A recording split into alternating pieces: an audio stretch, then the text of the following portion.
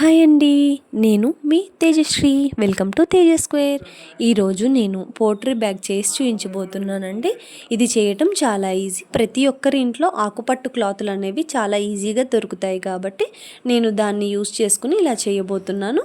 ఇలా ఒక జాకెట్ పీస్ని 8 ఈక్వల్ పార్ట్స్గా కట్ చేసుకోవాలి. అంటే మనం రెక్టాంగిల్ షేప్లో కట్ చేసుకుంటామండి. ఇలా పైన సైడు కింద సైడు 3 ఇంచెస్ మార్క్ చేసుకుని మనం మార్క్ చేసుకోవాలండి. నెక్స్ట్ ఇంకా 2 సైడ్స్ ఉంటుంది కదా అండి, దాన్నేమో 1.5 ఇంచ్కి మార్క్ చేసుకుని ఇలా మళ్ళీ ఒక లైన్ గీసుకోవాలండి.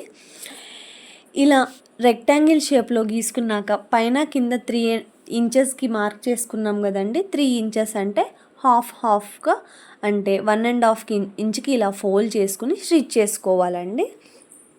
ఇలా చూపిస్తున్న విధంగా స్టిచ్ చేసుకున్న తర్వాత ఇంకా 2 సైడ్స్ 1.5 ఇంచ్తో డ్రా చేసుకున్నాం కదండి, దాన్ని కూడా బ్యాక్ సైడ్కి తిప్పుకుని ఇలా స్టిచెస్ వేసుకోవాలి. ఇప్పుడు దీన్నంతా రివర్స్ తీసుకుంటే మన బ్యాగ్ అయితే రెడీ అవుతుందండి. ఇప్పుడు ఎడ్జెస్కి ఏమన్నా థ్రెడ్స్ ఏమన్నా ఉంటే కట్ చేసుకోవాలి.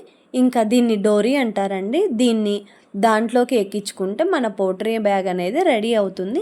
ఎవరైనా ఇంటికి వచ్చినప్పుడు బ్లౌజ్ పీస్ పెట్టడానికి కానీ లేదా ఇంకెవరికైనా ఏమైనా ఇవ్వటానికి కానీ ఇది చాలా బాగుంటుందండి. షాపులలో కొనే వాటికంటే మనం ఇంట్లో చేసుకుంటే చాలా హ్యాపీగా ఉంటుందని నేనైతే ఇది చేసి చూపిస్తున్నాను మీకు. ఇది చేయటం అయితే చాలా ఈజీ అండి.